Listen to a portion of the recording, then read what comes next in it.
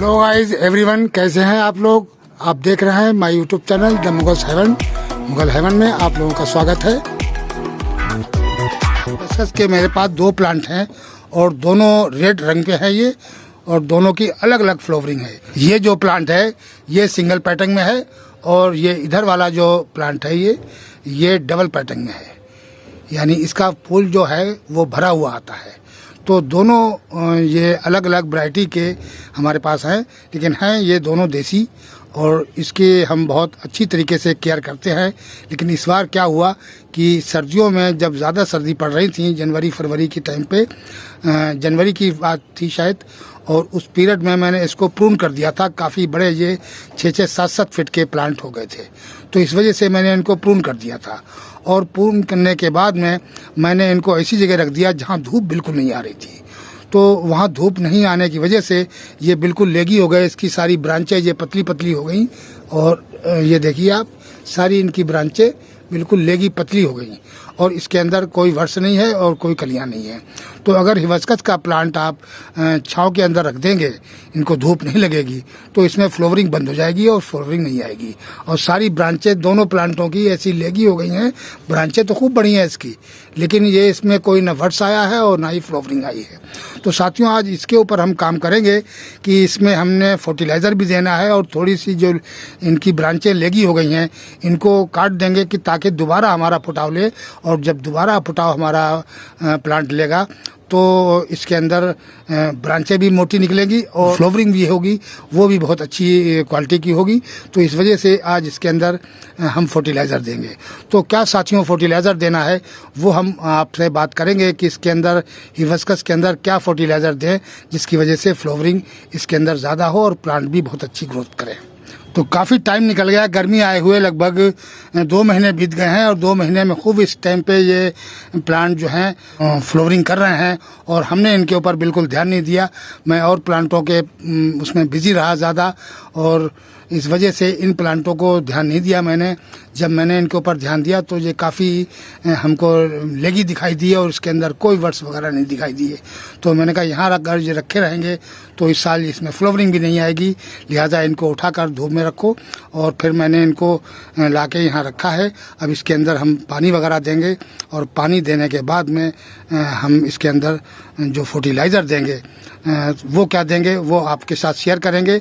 दोस्तों, इसके अंदर जो फास्फोरस रिच फर्टिलाइज़र होता है वो इसमें नहीं दिया जाता है। इसके अंदर नाइट्रोजन दिया जाता है, यानी नाइट्रोजन इसको चाहिए होता है और प्लस पोटास, ये 2 किस्म की खादें इसको चाहिए होती हैं। और उसके बाद में आप इसके अंदर बोन मील वगैरह भी डाल सकते हैं और नीम की खली, बोन मील या आप किचन वेस्ट लिक्विड फर्टिलाइज़र वो काफ़ी मात्रा में इसके अंदर डाल सकते हैं। फास्फोरस की मात्रा थोड़ी कम हो, क्योंकि फास्फोरस ज़्यादा डाल देने से ये प्लांट ठीक से चलता नहीं है। और अगर आप इसके अंदर यूरिया डाल देते हैं तो ये बहुत ही अच्छा ग्रोथ करता है। और गार्डन के अंदर यूरिया जो है वो बहुत कम डाली जाती है प्लांटों में। जो यूरिया खाद है वो नाइट्रोजन के ऊपर ही बनाई गई है, वो ज़्यादातर खेती बाड़ी में इस्तेमाल की जाती है और गार्डन में उसका बहुत कम इस्तेमाल है। जो NPK वगैरह हम लोग देते हैं उसमें इसका कुछ हिस्सा होता है। डायरेक्ट जो यूरिया आती है वो हम इस अपने गार्डन के अंदर इस्तेमाल नहीं करते हैं। सिर्फ एक हिबिस्कस ऐसा प्लांट है जिसके अंदर हम यूरिया डाल सकते हैं और ये यूरिया से अच्छा ग्रोथ करता है और अच्छी फ्लावरिंग भी करता है। तो आपकी फ्लावरिंग भी ज़्यादा होगी और पौधा प्लांट जो है वो भी बहुत ग्रीनिश लेगा और अच्छी ग्रोथ लेगा। तो ये फर्टिलाइज़र इसको दिए जाते हैं। और बाकी का जो फास्फोरस है यानी DAP वगैरह वो इसमें नहीं डाली जाती है। DAP अगर इसके अंदर आप डाल देंगे तो ये पौधा की ग्रोथ रुक जाती है। बहुत से लोगों के प्लांट भी मर गए हैं DAP डालने से। क्या वजह है और ये नहीं पता है कि DAP तो हर प्लांट को सूट करती है, लेकिन इस प्लांट को DAP सूट नहीं करती है। चलते हैं बहुत से लोगों के, हमने भी कई बार ही डाली, चलता रहे, लेकिन कई बार मर भी गए हैं DAP डालने से। पता नहीं उसकी गर्मी ये बर्दाश्त नहीं कर पाता है क्या है। लेकिन जो यूरिया डालते हैं वो भी कम मात्रा में दी जाती है इसको। और उसके बाद में किचन वेस्ट लिक्विड फर्टिलाइज़र है वो अच्छी मात्रा में आप इसके अंदर डाल सकते हैं। तो साथियों, ये है यूरिया, बस इतने से दाने, ये आधा टीस्पून दाने हैं और ये दोनों प्लांटों के लिए काफ़ी हैं। दोनों प्लांटों में हम आधे आधे दे देंगे। कुछ ऐसे प्लांट होते हैं जो परमानेंटली प्लांट होते हैं उनके अंदर ये कभी कभी हम थोड़ी मात्रा में डाल देते हैं। और इसको आज और ख़ास तौर से एक मरतबा गुलहड़ में हम और भी डाल चुके हैं, पिछली साल डाली थी शायद, तो इस साल भी मैं इसको थोड़ी थोड़ी मात्रा में अपने प्लांटों को दे देंगे। इस तरीके से बस थोड़े थोड़े दाने डालने हैं, इसको ज़्यादा नहीं डालना है। और थोड़ी ये रूट से इसको दूर रखें, क्योंकि ये भी बहुत गर्म खाद होती है और बहुत तेज़ी से जोर लगाती है। उसके बाद में साथियों ये है पोटास, और इतनी पोटास ये हमने करीब 1 टीस्पून के करीब ली है, और ये भी इसकी मात्रा भी हम आधी आधी दोनों प्लांटों में दे देंगे। तो ये है पोटास, ये 1 टीस्पून है, और ये आधा आधा टीस्पून इन दोनों प्लांटों में हम डालेंगे। और इसके डालने से फ्लावरिंग बहुत तेज़ी से होगी और जल्दी होगी। तो अभी हम इसको प्रून करेंगे, और उससे पहले हम इसको फर्टिलाइज़र दे देते हैं। उसके बाद में साथियों हम इसको प्रून कर देंगे, और प्रून करके अब इसको हम पूरी दिन की 8 घंटे की धूप में रखेंगे, तब इसमें फ्लावरिंग शुरू होगी। अब जैसे ही इसमें फुटा शुरू होगा तो फ़ौरन इसमें वर्ड्स आ जाएंगे और फ्लावरिंग हमारी शुरू हो जाएगी। तो साथियों आधा आधा टीस्पून हम दोनों प्लांटों में इस तरीके से डाल देंगे।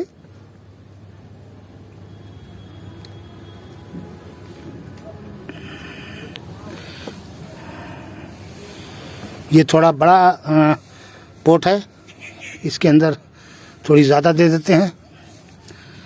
इस तरीके से दे दें आप, और फिर इसकी गुड़ाई कर देते हैं। फिर इसकी इस तरीके से गुड़ाई कर दें आप, और गुड़ाई करके ये सारा फर्टिलाइज़र हमारा कुछ नीचे चला जाएगा, कुछ मिट्टी में मिक्स हो जाएगा, और सारा ये जब पानी डालेंगे इसमें तो सब ये घुल जाएगा।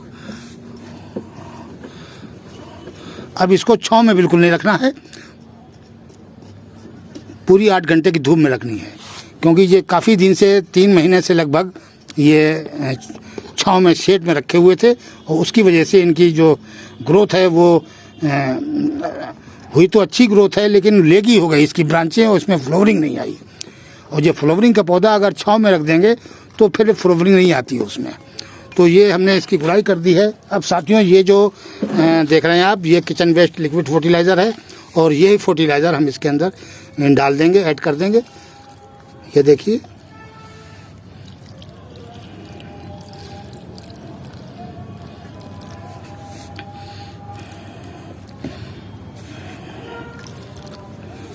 इसको असल में पानी की मात्रा बहुत अधिक चाहिए होती है, क्योंकि इसमें लीव्स ज़्यादा होते हैं, और लीफ ज़्यादा होने की वजह से, और फ्लावरिंग का प्लांट है, तो इसको दिन में कई कई मरतबा पानी देना पड़ता है।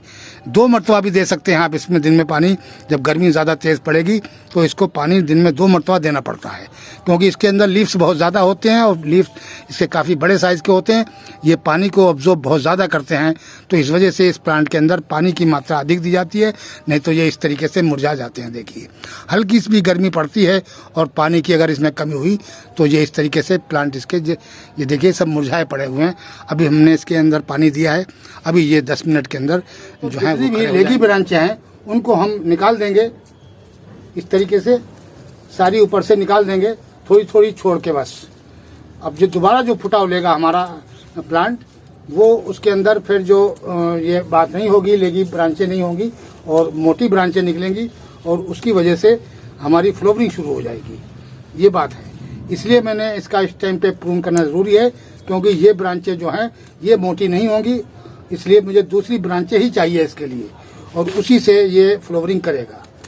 इस तरीके से आप दोनों प्लांटें की ये जितनी भी पतली ब्रांचें हैं इनको आप निकाल दें।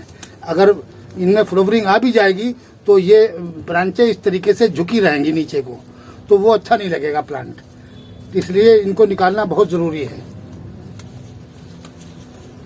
ये सारी ब्रांचें आप पतली वाली निकाल के और फिर इसको धूप के अंदर रख दें, ताकि ये हमारा जो प्लांट है अच्छी फ्लावरिंग करे पूरी गर्मी, और बहुत ही अच्छा प्लांट है, पूरी साल फ्लावरिंग करता है, गार्डन की बहुत अच्छी शोभा बढ़ाता है और सबको बहुत पसंद है। करीब करीब हर गार्डन में ये प्लांट मिलेगा, क्योंकि इसका फूल भी बहुत ही खूबसूरत होता है और काफ़ी चटक रंग में इसके फूल होते हैं, बहुत से कलर में फूल आते हैं इसके। लेकिन देसी जो है वो प्लांट जो है, जैसे कि हमारी टेरिस जो है वो 5 मंजिल पर है, और 5 मंजिल पे गार्डन है, तो धूप बहुत तेज़ लगती है, खुली धूप लगती है इसमें, तो इसलिए देसी ही हमारे यहाँ गुलाब हो या हिबिस्कस हो, ये सब देसी ही चलते हैं प्लांट, और बाकी के हमारे यहाँ जो प्लांट जो हैं वो मर जाते हैं। इसलिए हम जो A1 वैरायटी के जो होते हैं, यानी A1 वैरायटी के, वो प्लांट यहाँ कम चल पाते हैं। यानी अडेनियम के अलावा।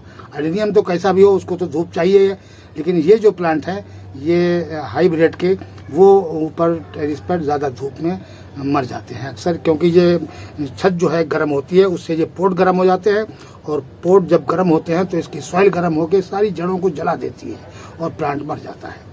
तो साथियों, आज के वीडियो में इतना ही। मिलते हैं अगले वीडियो में नए टॉपिक और नए कंटेंट के साथ। अगर हमारा वीडियो अच्छा लगे तो लाइक कीजिए, शेयर कीजिए और सब्सक्राइब कीजिए। शुक्रिया, धन्यवाद।